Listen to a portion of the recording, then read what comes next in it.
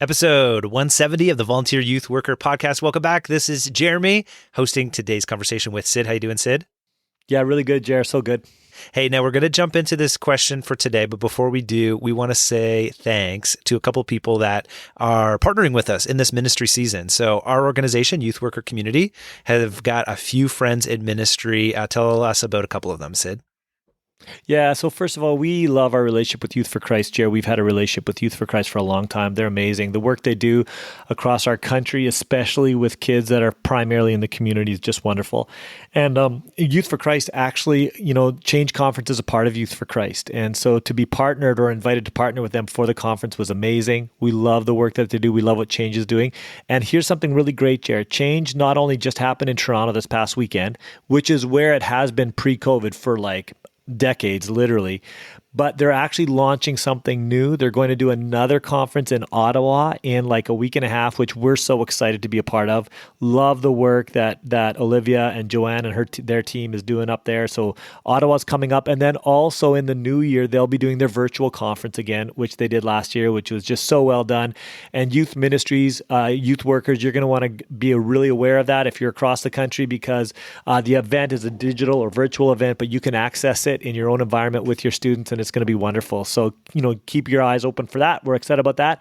And then the other group that we want to say thank you to is Alpha. We love our work with Alpha, and Alpha also was partnered on the Change Conference. But hey, listen, if you want to design a space, two things. Number one, if you want to work through the basics of faith with your students again, you should run the Alpha program with your students. It's a great way that just unlocks conversation with our kids in a really kind of non-confrontational, but rather invitational way, which I think is beautiful. Number two, if you want to move your students where they become much more serious about their mission and sharing faith with their friends, this would be a wonderful resource to help facilitate their work with their friends when it comes to sharing Jesus, either in their schools or in your youth ministry, wherever that is. This can be fantastic when it comes to the leadership development and just freeing up their call to evangelism in a really wonderful way that fits our context well. So we love Alpha, volunteer youth workers. You want to use it. It's a great tool that God's using powerfully, and you should join in on that. So we're thankful for both Alpha and Change, Youth for Christ. We love our partnerships, Jer. Absolutely. Well, let's jump into today's conversation all about what should you do when your students come back from an event.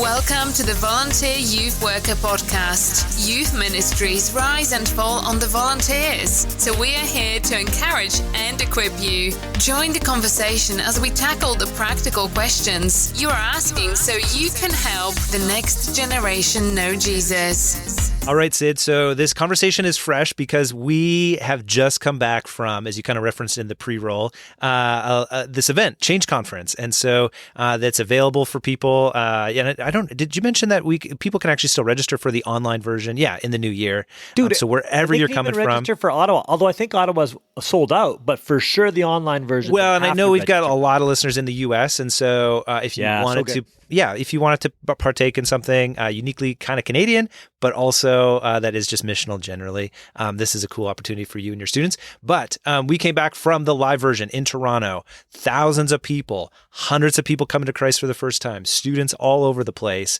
And it's just this great reminder, hey, when you have an event, when you go to an event with your students, you host that retreat, post the event as a volunteer, what are the things that you should do? And hopefully the things that you do are going to reinforce and be helpful for all that God did in the midst of that event. So Sid, you have spoken at lots of events. You've attended events with students. Give us some ideas as volunteers. What should we be thinking about? Again, any event, but obviously we're thinking live because we just got out of one if you were at Change Conference. But any event that you take your students to, what should you be doing that week after? Yeah, I think the first thing you should do is be thankful. So, and Jared, when I think about being thankful, there's a couple of things. Number one, I always thought it was so good as a youth worker when someone else would put work into a program and an event like this that I could bring my kids to, and I could enjoy the event with them. And, Change Conference was one of those events where people have put in just a ton of work and did a great job at creating an environment that would be inviting for youth workers, volunteer youth workers to bring their kids to. And so the first thing for me is just to be thankful. And so I might even drop a quick line back to the organizers if I can find that to say, thanks so much for what you did. That's wonderful, because here's the thing. organizers are thinking about that event, but for you, this is a part of your rhythm for the whole year. And what happens at this event, as we process it properly, which we're going to talk about, becomes something really important in terms of how we do youth ministry over the year and journey with our kids. And when someone else can put the resources, the time and effort into that for us to create an event or an experience that we can do with our kids, that is an incredible gift. So I think the first thing, Jared, for me is being thankful. Now, I know that wasn't the number one thing we were thinking of. We wanted to get a little bit more practical. So let me maybe jump into number 2 then. I think number 2 is that we need to process the event with our students. And here's a couple of things I want to keep in mind. And Jerry, you're going to ask even some more clarifying questions on that. But when our kids go to an event like this, it gets exciting. There's lots of emotions that are a part of it. You're with a whole bunch of other people. So there's a momentum to it that's even hard to articulate, et cetera, et cetera. And our kids are going to respond to different parts of an event like this. They're going to get called to respond. And for us, we want to process that experience that they've had, but we don't want to assume on it. So I'm always cautious, Jer, that when someone responds or to a call or to a challenge in a space like that, I know God's at work. I love that. But I don't want to make an assumption that I know exactly how he's at work or exactly what role this will play in a student's long-term journey. So I want to talk about it.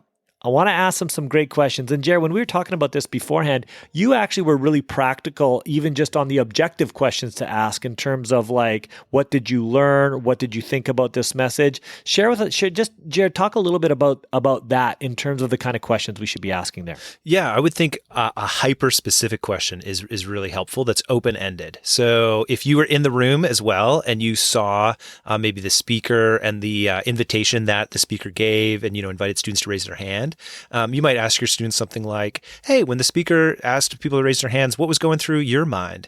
Or did you raise your hand or did you not raise your hand? Why or why not? And you don't want those to be accusatory, so you got to watch your tone in those. Yeah, make sure that you're in a safe place in the conversation. You're not just that's the first thing you ask them when you get a chance to see them next. But you want to move towards that question because what it does is it brings the student quickly to that point. They may forget the grand scope of all the things that were happening, generally hey, did I learn anything? I'm not quite sure. But if you can bring them to a specific moment like that, it gives you the ability to find out what was going through your students' minds. And your goal there is just to learn and listen and then decide how to navigate from there. So, if you've got a student who is oh, nothing was happening, I wasn't paying attention or anything like that, well, then obviously that gives you a line of questioning. You can get to know a little bit more of how they're processing the event. But if a student, intentionally didn't raise their hand because I still have got questions, well, now you've got an opportunity to ask more about some of those questions. Yeah, Jared, I remember when I brought my kids home from one of our first events that we did together, and one of the kids who had been coming to my youth group for the first time went forward on Saturday night.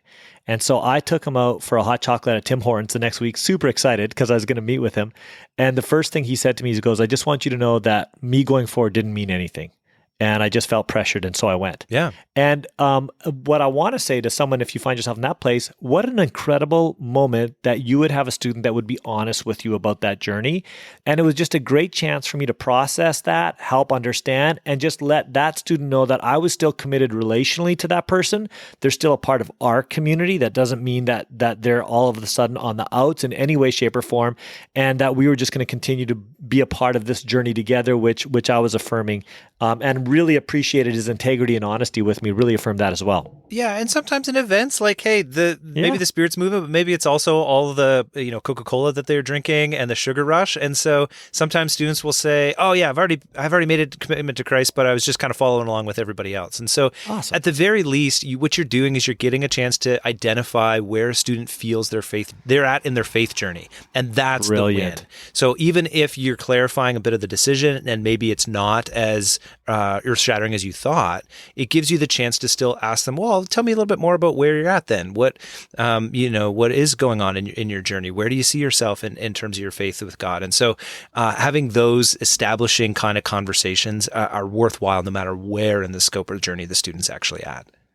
Brilliant. And Jerry, let me just say one thing. Volunteers, you're listening to this right now. One of the questions that you could start with this conversation would simply be, hey, tell me one or two things that really stood out to you from this weekend. What did you really love about the weekend? What were one or two things that you didn't think were awesome about the weekend? So right away, it means that you're more concerned about their experience and what happened there than you are about defending something. Do you know what I mean? So just that's a great starter before you move into that deeper, more intimate question. Great. Okay, that's number one, Jer. Okay, so number one was be thankful. Number two is process the event. Right. Do you have a number three, Sid? How many numbers do you have? I sure do. You already... I got, you know what? Right now I've got 4, but it could turn into 6. Let's be honest. Okay, so before we're done, 4. there's no problem. Okay. yeah, that's good. And we could have an A, B, or C in there as well. Hey, listen, number 3 is tell the stories. In your ministry, one of the things that we've learned, Jer, from a lot of the research, from our friends who are doing research, is that articulating our personal story and our experiences helps root that experience or story in a deep way for us. And I always think it's really great when you get back together in community. You've had a chance to process some of the things that have happened with individuals. And for some of you, you're like, oh, there's something really deep that's taken place here. Would you tell that story in our youth ministry so others could hear it? And it's not just for the sake of others, although it is for those who have either been there or not been there, but it's also for that student when they get a chance to articulate something that Jesus has done in their lives that's significant. It helps root it. It helps solidify it. So I'm a huge advocate, Jer, of making sure that they have a chance to do that.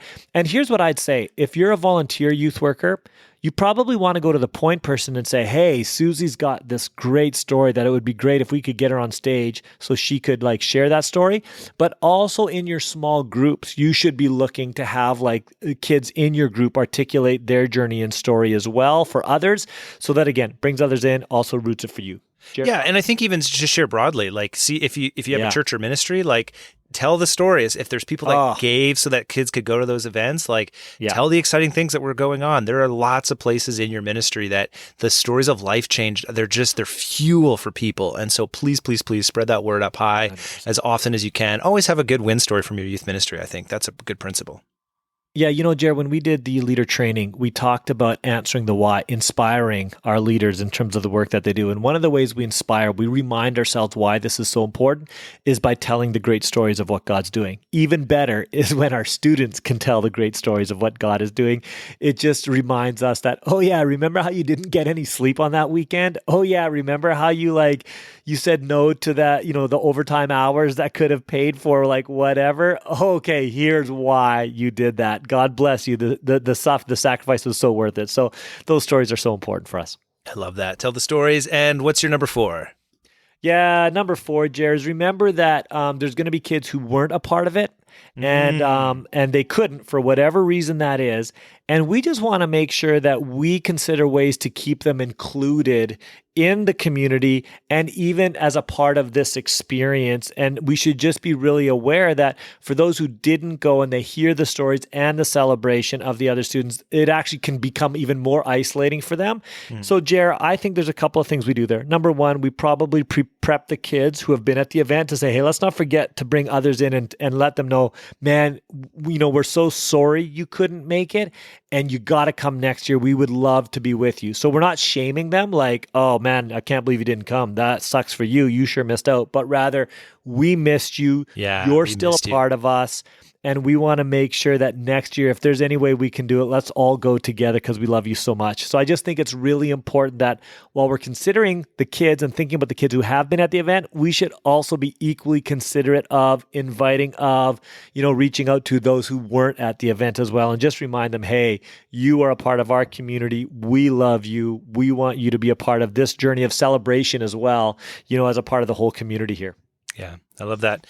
All right, 4 things to do after an event, whether it's a big youth event like Change Conference, whether it's a winter or fall retreat that you got going, or it's a road trip that you're taking with your small group. There's 4 ways to process it. Be thankful, process the event with your students, tell the stories, and remember the students who weren't part of it. Sid, last word, anything else you want to tell people?